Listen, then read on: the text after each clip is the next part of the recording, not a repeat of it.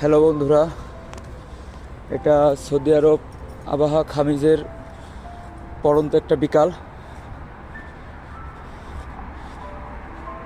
একটু বাসার দিকে যাচ্ছি ডিউটির একটু ফাঁকে একটা প্রয়োজনীয় কাজে।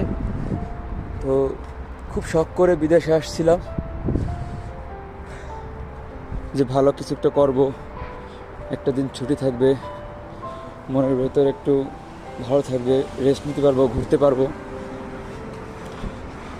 কিন্তু এখন যে ডিউটি এবং যে রেস্টুরেন্টে কাজ পাইছি, সেই রেস্টুরেন্টে 365 দিনেই কাজ করতে হয়, কারণ এই রেস্টুরেন্টটা কখনো বন্ধ হয় না।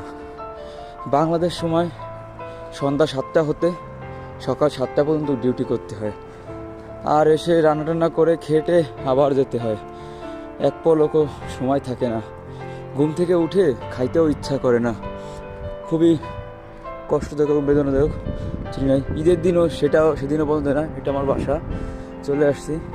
খুব চিন্তা এবং টেনশনে থাকি সবসময়ের জন্য। তো সবাই ভালো থেকো। ওকে, গুড বাই।